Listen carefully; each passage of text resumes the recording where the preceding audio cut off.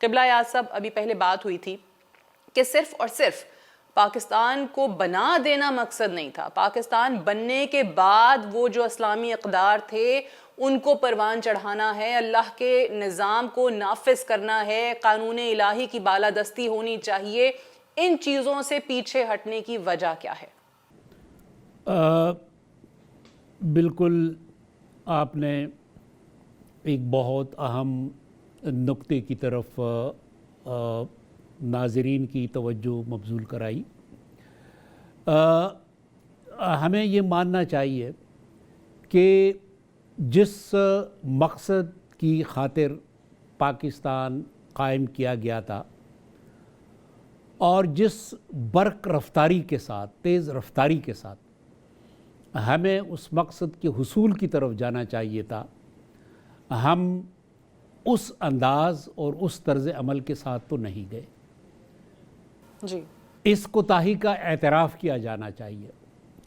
لیکن اس کے ساتھ ساتھ یہ بھی دیکھنا چاہیے کہ تعطل کے باوجود، مشکلات کے باوجود اس وقت جو صورتحال ہے اس میں ہمارے پاس الحمدللہ 1973 کا آئین موجود ہے.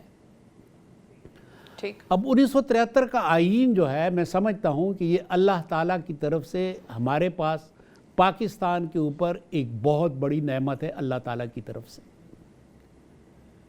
اس آئین کا آرٹیکل 2 جو ہے اس میں اس بات کا تعین کر لیا گیا ہے کہ اس مملکت کا سرکاری مذہب اسلام ہوگا، اور آرٹیکل 227 میں یہ کہا گیا ہے کہ کوئی قانون قرآن و سنت کے خلاف نہیں بنے گا.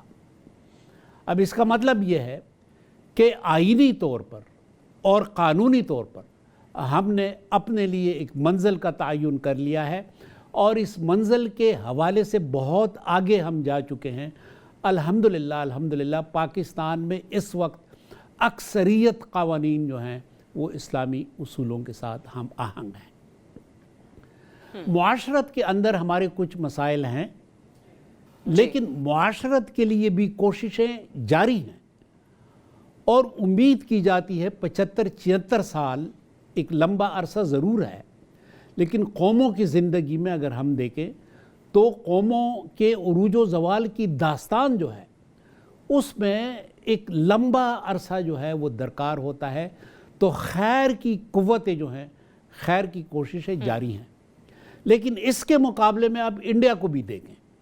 بے شک لوگ کہتے ہیں کہ جی معاشی طور پہ انڈیا بہت آگے گیا، ہم مان لیتے ہیں وقتی طور پہ، لیکن انڈیا جس اساس پہ قائم تھا وہ اساس اس بات کا اساس تھا، اس بات کی بنیاد تھی کہ یہ سیکولرزم کی بنیادوں پہ قائم ملک ہے.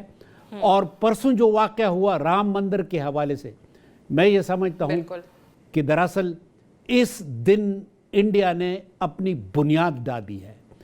انڈیا کی جو بنیاد قائم تھی ایک رواداری کے اصولوں کے اوپر، مل جل کر رہنے کے اصولوں کے اوپر، کہ جس کے لیے ان کے جو فور فادرز تھے انہوں نے قربانیاں دی تھی، آج انہوں نے خود اپنے پاؤں کے اوپر کلہاڑی ماری ہے. اور انڈیا کی بنیادیں جو ہیں، بھارت کی بنیادیں جو ہیں، اور اس کے آئین کی بنیادیں، بلکہ میں یہ سمجھتا ہوں کہ اس دن جب رام مندر کی تعمیر ہوئی تو رام مندر کے اس دن کے افتتاح کے موقع پر انڈیا کے آئین کو پامال کیا گیا، کہ جس آئین کے اندر جس کی بنیاد اس بات پر ہے کہ یہ ملک جو ہے یہ سیکولرزم کی اساس پہ ہوگا.